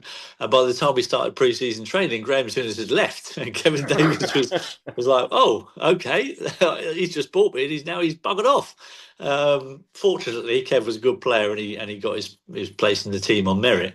But it could quite easily have gone very wrong for him if the new manager had come in and gone, "No, you're not my kind of player, mate." He could have been bought for 7 or 8 million quid or whatever it was. Well, actually, it wasn't that much back in those days. We actually sold him for that. We paid him for about £1 million or something. But it was just, you know, it was luck of the draw that the manager who came in actually felt like he was a good player. So it's quite unnerving for the players, really, because you've had a season under a previous manager. You'll know what that manager's looking for in his players. So you'll know, you know, what you've got to do to try and stay in his team. And then all of a sudden, the following season, a new man comes in, and it's like, oh right, okay, so what's this manager going to be expecting of me? Does he want me to play the same way that I played under the old manager? You know, and there's all these questions that go through your mind. Is the new manager, does he think I'm a decent player first and foremost? You know, because most managers would have had experience of playing against the team that he's just joined, and he'll already hold opinions of the players that are there at the football club, and you just got to keep your fingers crossed that, that the manager actually thinks you're a decent player. Is it tougher now? I mean, because it seems like, I mean, I've done at a lower level, I've done football management, and I know how difficult it is. Sometimes you end up being a social worker. The sort of wokerati and everything that is around now, and with the social media and everything else, man management, is that so much more difficult in this day and age? I would say probably there's a bit more to deal with. Certainly in terms of the social media stuff. Obviously, during my career, there was none of that, thankfully, going on. You know, camera phones only came in just as I was retiring, so they didn't have that to worry about. But yeah, it's definitely I think more problematic in this day and age. You know, I think the players are mentally a lot softer in this day and age than what perhaps my generation were. You know, we were fairly hardened souls. You know, we were brought up quite tough in the football world. You know, you were taught. I was taught when I first started playing football that if the opposition kicked me, you don't let them show them that they've hurt you. Yeah. And yet the whole thing is flipped over now. And as soon as someone touches you, you're rolling around on the ground screaming. And it's like, what are you doing, you idiot? Get yourself up. So like the whole thing is flipped. And there's a real, I think there's a real fragile mentality amongst this generation of footballers at the moment. And I don't think it's a particularly good thing. No, I mean, but you did have Francis Benali as your personal minder, didn't you? That was. I did. He was one of the reasons. He was one of the reasons why I never left Southampton. I didn't want to play against him. Yeah, exactly that. So let's get into this then, where it comes now to Manchester United, Maresca, and obviously Amorim will go on to other jobs. There's always another job somewhere. They're going to be. They're going to be hunting now for other managers. Tottenham might be the next people to get rid of their manager with Thomas Frank. Do clubs have an unrealistic expectation? Do owners have unrealistic expectations, Matt? Because you look at the Tottenham squad, you look at the Manchester United squad, and you go, they're doing well for sixth. Yeah. No, I think you're right. I think there is some very unrealistic expectations amongst ownership. I think you've got to understand that when you start the season, there's only really 4 competitions that you're playing for. You know, and there's only a handful of clubs that can win those competitions. You know, on the whole, you know, even the League Cup is being won by the big boys. You look at the semi-finals of the League Cup this year. You got Chelsea and Arsenal. You got Newcastle, Man City.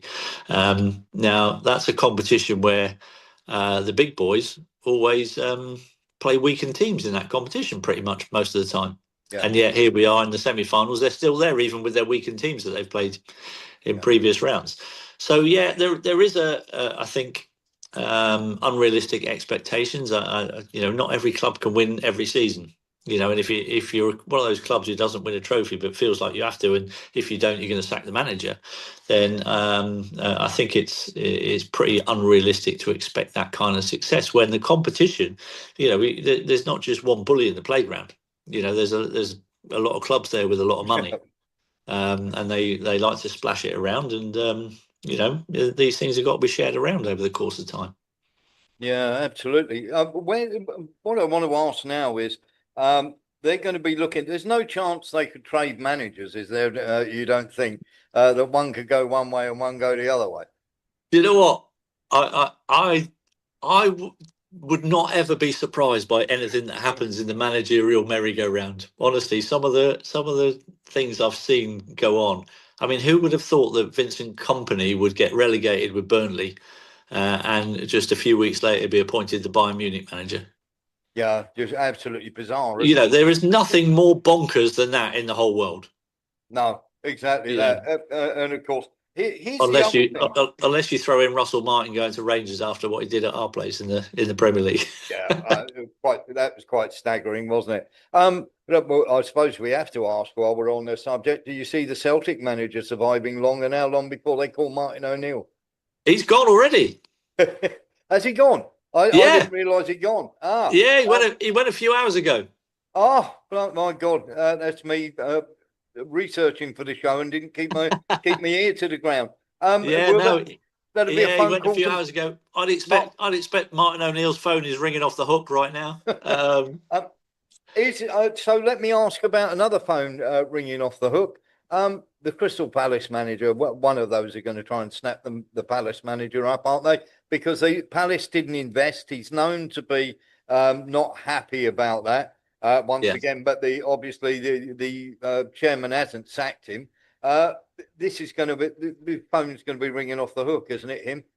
I think he's in a very, very strong position right now. His credibility is very, very high. Won the FA Cup with Palace. Having a decent season as well. And as you say, done that all on, in comparison to the other clubs in the Premier League on almost a shoestring budget, even though it's not.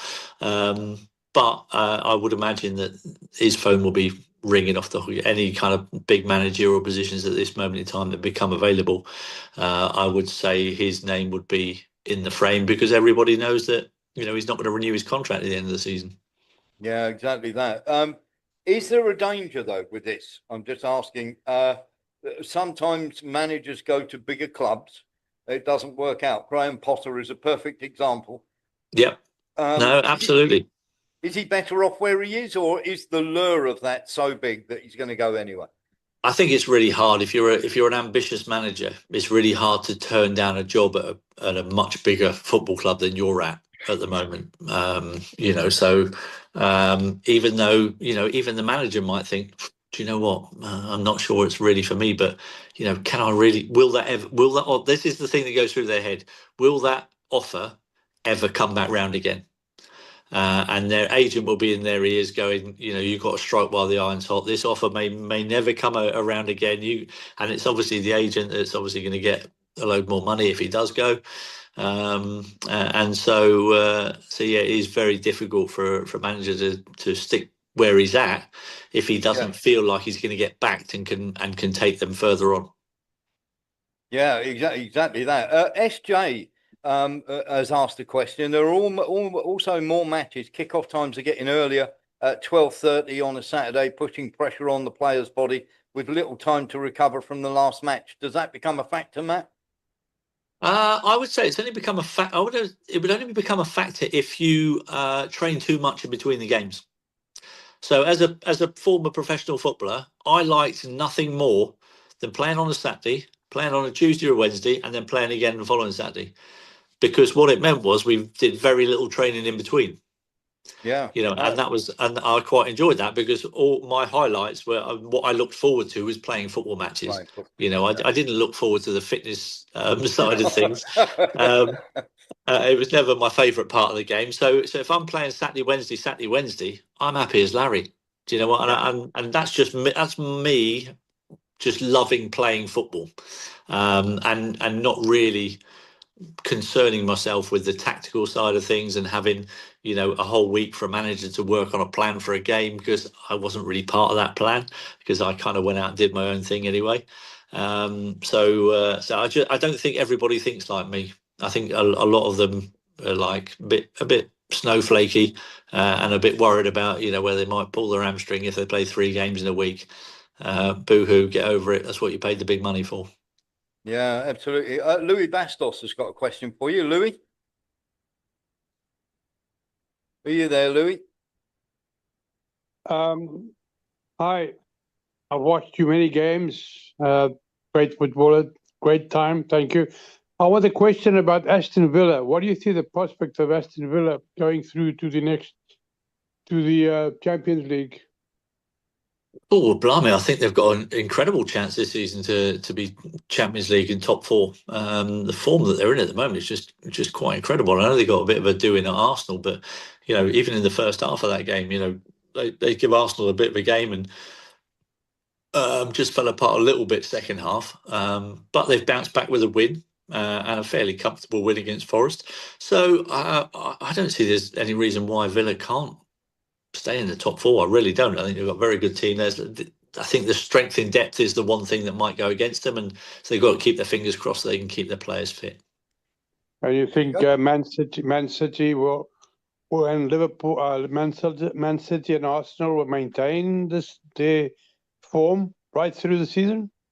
No, I think there'll be wobbles. I think Arsenal will drop points. I think Man City will still drop points. And yeah, obviously Villa will drop points as well. But if they can keep the levels of consistency going, I don't see any reason why they won't be Champions League again. They've got a very good team, they're a very good manager. Unfortunately for them, they're suffering a little bit because of the PSR rules. So they weren't able to spend as much money as they've got. Because of that, and that's a little bit unfair. That's a whole new topic of discussion for another time with the rules surrounding the PSR stuff. There you go, Thank Louis. you very much. Thank you. You're welcome. Just a very quick one, Matt, before we go to Lee Williams. How good is this Rodgers kid? I think Morgan's done incredibly well this season, and to be in a position where the England manager feels like he's the number one spot for the number 10 shirt, when you see what the players that he's up against in that position, is quite remarkable. Because at the start of the season, or maybe a year ago, you'd have probably said he was about fourth in the pecking order. Yeah. And yet his game has come on a whole heap, and he looks like a real top class player. So yeah, I've been really impressed with him. Fantastic. Lee Williams, you got a question? Yeah, thank you, Matthew. Matt, I'd say, like I say, everybody highly respects you. You've always been trusted, and you're an absolute genuine bloke. One thing I was going to say is, I know there's some poor premierships, like as example Manchester City. I think the guy's third richest in the world. But with this FIFA, are they to be trusted? Anything to do with FIFA? No, exactly. Absolutely not. Or UEFA, by the way. It's not just FIFA. I wouldn't trust UEFA either. They don't seem to have the players' best interests at heart. And the World Cup, Matt, I've got to ask you this question. It is sort of semi-political before we let you go. The World Cup, should Israel be available in it? Should Russia be allowed to play in it? And given that America have just invaded or just had a mass effort in Venezuela, should the USA be allowed to play? Should people boycott it because of what they've done in Venezuela? Yeah, all very good questions, and there is some validity behind those claims, because you can't make one rule for one person and then change it because it's just somebody else that you think you like. You can't just go changing your mind. If somebody breaks the rules, they break the rules. If they're all breaking the same rules but only one country's getting punished, then something's not quite right. Yeah, I think you're absolutely right. Matt, thank you so much for your time. It's been far too long since we've had you here. I hope you'll come again and see us again soon. Absolutely, mate. Good to speak to you. You too. Take great care, Matt. And thanks again, mate. once again. Bye-bye. Thanks, Matt. Bye-bye. Thank you, Matt. Thank you. There we go. That was Matt Le Tissier there. Absolutely fantastic. And of course, always bang on. Should we say, with everything that he does for us. And it's wonderful to have him on the show. Good friend of the show. And of course, we will now get on with the rest of the show. We've got other stuff to talk about, but we did want to cover the Premiership and everything to do with that. So I hope you enjoyed that little piece there. Nillis. Yeah, the last time Matt came on, I think, was when who's that guy who got fined from the Reform Party? You mean Rupert Lowe? Yeah, Rupert Lowe. That's right. Yeah, that's right. Because he used to be. That's right. Yeah. I recently heard an interview from him on Tucker Carlson, and he said one of his two favourite historical figures was one, Margaret Thatcher, and two, Oliver Cromwell, and that sort of put me down in it. I was quite rooting for him. not the great. But it's always nice. Matt's always very good and pops on for us when we do want to ask him. And of course, it's not very often we cover football here, but we did tonight because at the end of the day, we're a news show, and that's what we're supposed to do, as well as just political. Sean Murphy. Well, I like these interviews with Matt because he's a down-to-earth guy. He's no different to us. He's not pretentious. He knows his stuff. Like what he doesn't know, you could write on the top of a pinhead, and you always get a straightforward and honest opinion from him. Yes, you do. And it's always wonderful when we have that. And I think it would be nice to have more and more of that. Louis Bastos. Oh, just a question. I'm wondering because he was never chosen to play for England's national team. He was, yeah. I think he played once for England. Because he was such a great player, man. I was wondering why is this guy not playing for the English team regularly? Because I think, like you say, maybe he played one game, but I've watched most of England's games. Anyway, thank you. Yeah, you're welcome. He should have played a lot more for England, in my opinion. As you all know, I played against him once. He came on. I was playing semi-pro football. I was playing for a team down in the West Country. He came on. I had the job of picking him up. He came on for a 15-minute warm-up, basically. Sent me completely the wrong way and bang one in the top corner from 25 yards, and then walked off the pitch about 10 minutes later. He was that good. And that was just having a bit of fun in a pre-season kickabout. So it just goes to show you just how good Matt Le Tissier actually was. Let's get into some of this stuff now, because there is quite a bit to get into with this. This is in Iran.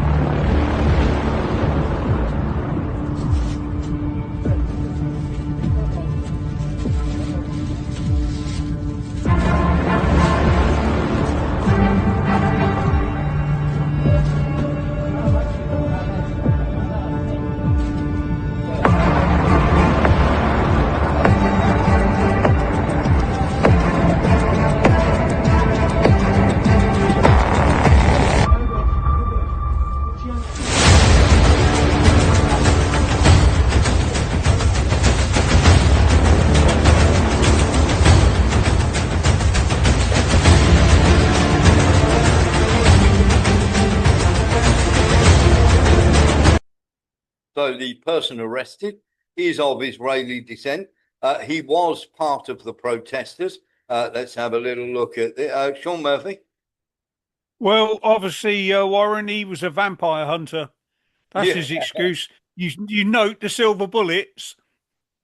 Yeah, exactly that. You'll never guess, of course. We'll tell you exactly where those weapons came from. Here's a peaceful protester. You have to wonder how he managed to get hold of a flamethrower. Of course, he was shot and he was shot, then arrested and died in custody. We won't say too much more about that because we don't know whether that was from his wounds or whether, of course, he got his head beaten in.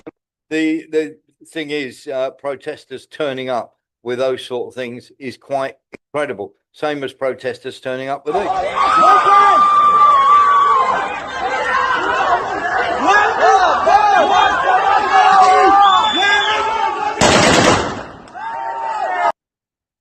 Now, the gentleman that we saw being with the hideout there, of course, we said that this was going to happen. We said that the place where they were going to come from, and it's been proven. We have the Zangezur corridor, which is right here, into Iran. This is where the protesters have been coming through. Other NGOs have been flying in. The gentleman who was grabbed was an Israeli. And of course, there was much documentation to show that he had come through the Zangezur corridor, as many of them have, including there are oil companies there and many American, shall we say, paramilitary groups. And these are not organic protests at all. And of course, this is what they are trying to do, and they want to overthrow Iran next. Iran is definitely on the list to be overthrown. And just in case you haven't seen it, by the way, Here's the movement of the tankers.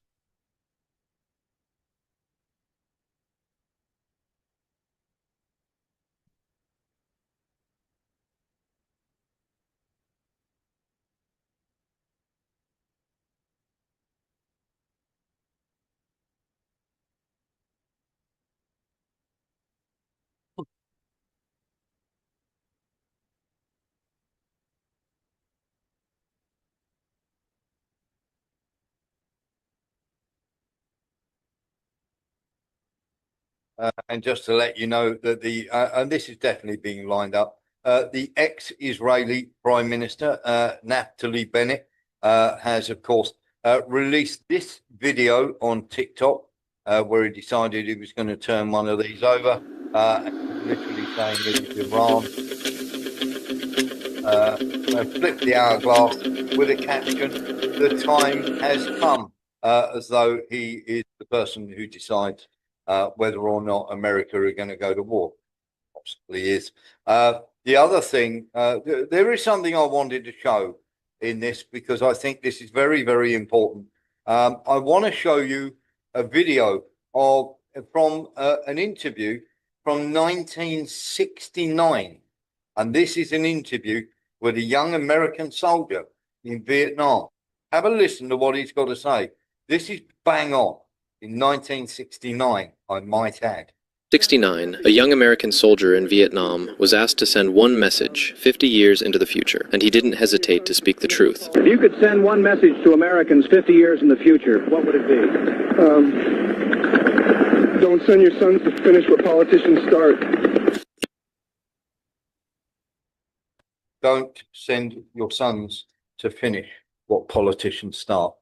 If you are out there and you are watching this show, by some sort of miracle, because we get shadow banned for telling the truth here, that is possibly the greatest piece of advice you could possibly have from 60 years ago, from somebody's son who went through all of that.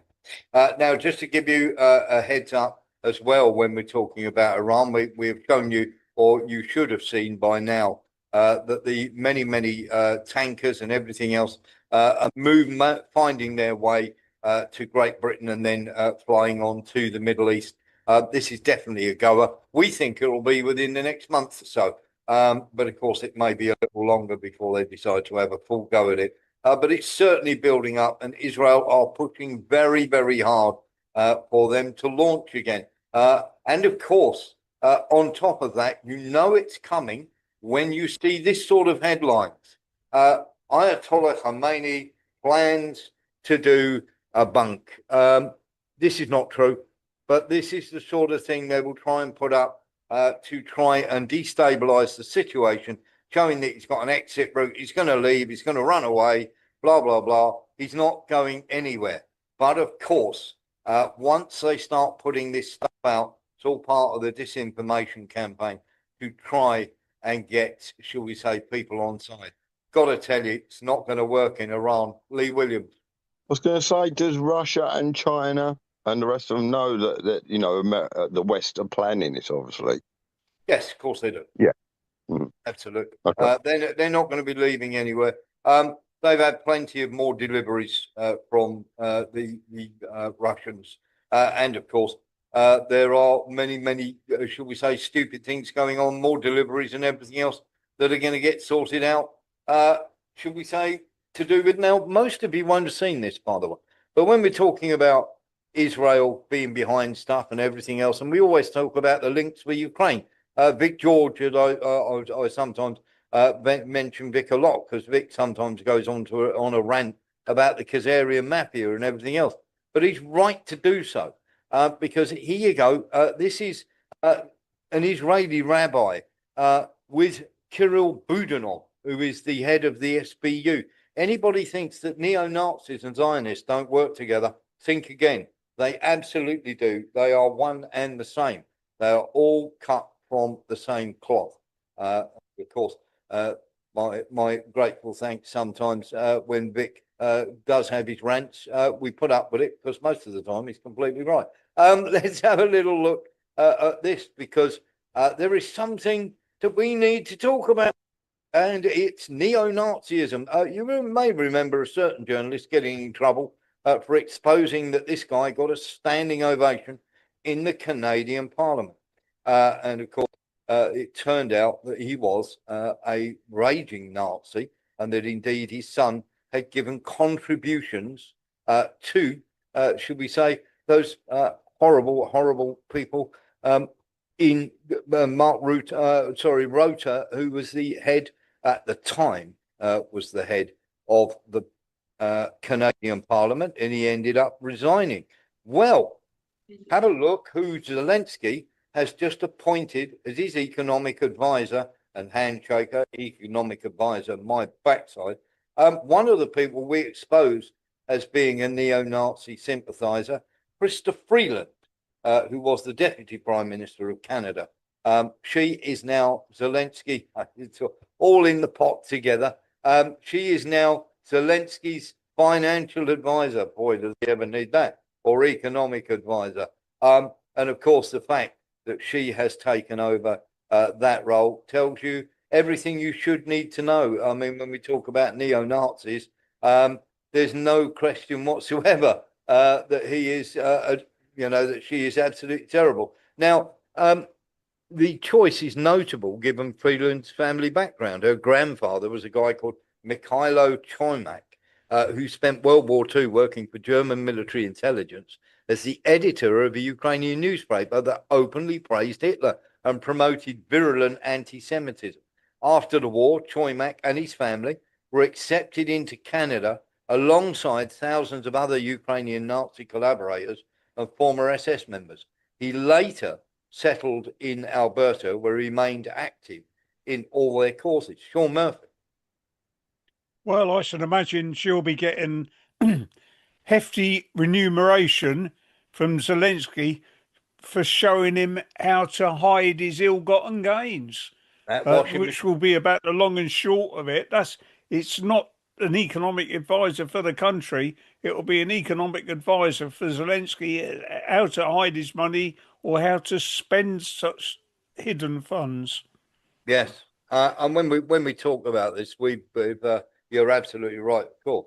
But here's the thing: when we talk about these things, because you know that Budanov is now going to become in the presidential office, and of course that is to keep an eye on, very simply to keep an eye on Zelensky, because Zelensky's going nowhere until they get rid of him in the summer, and this is becoming more and more prevalent, and I'm going to tell you why this is becoming more and more prevalent, because there are stories starting to emerge in the press.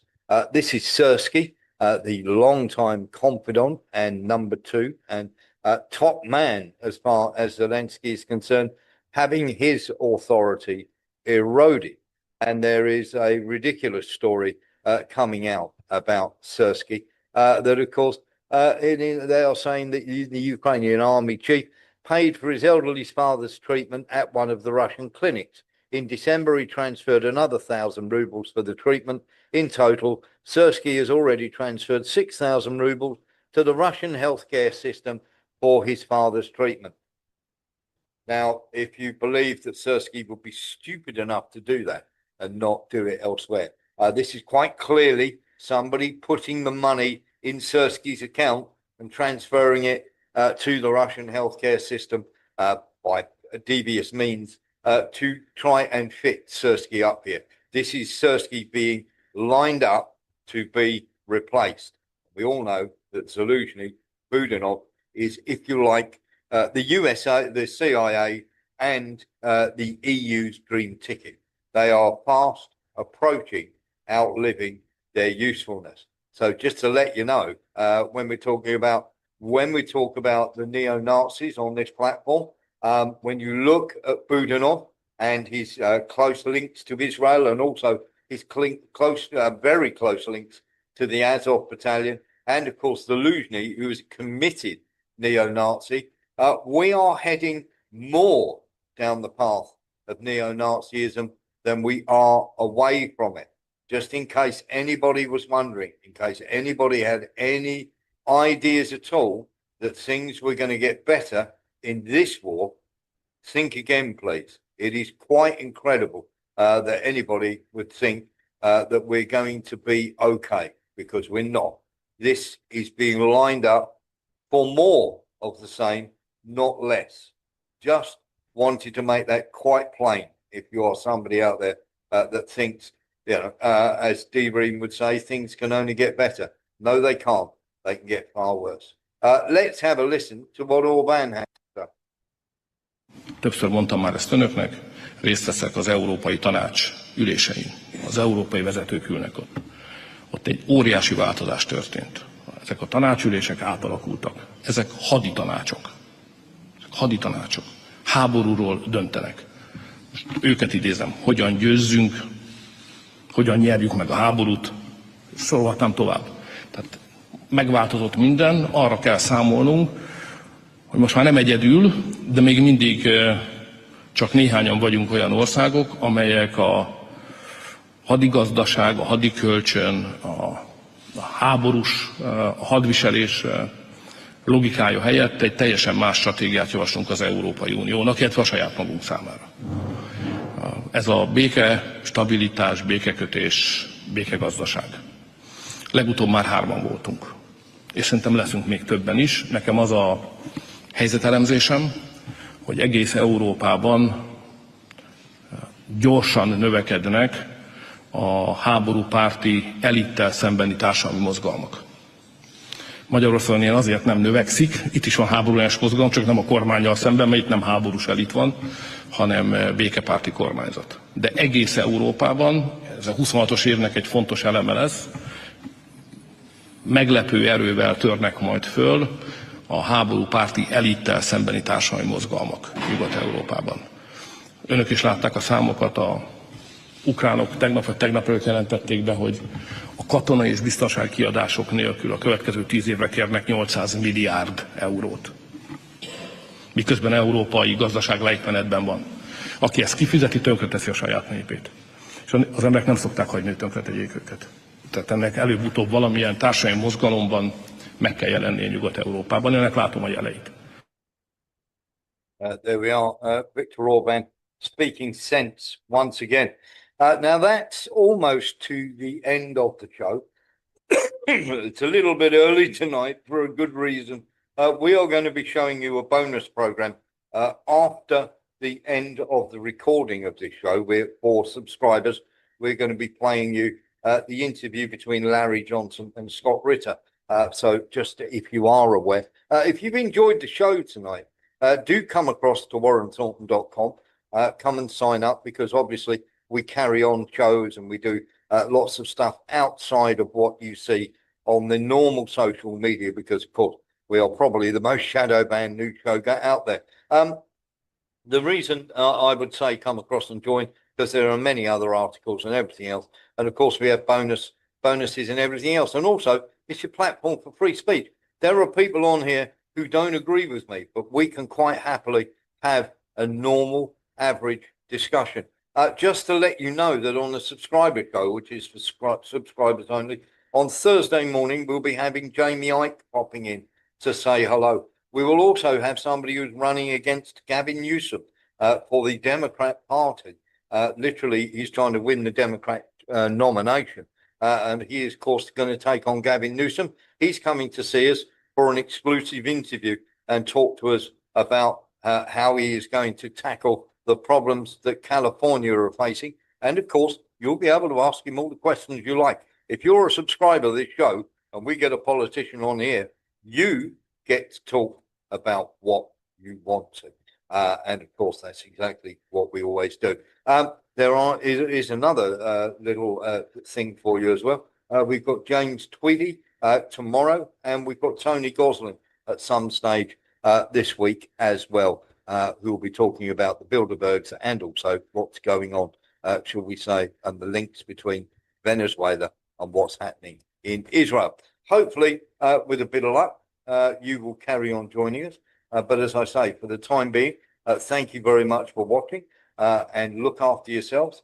And for now, or just for this portion of it, we're going to stop the recording. Thank you very much indeed. Take care.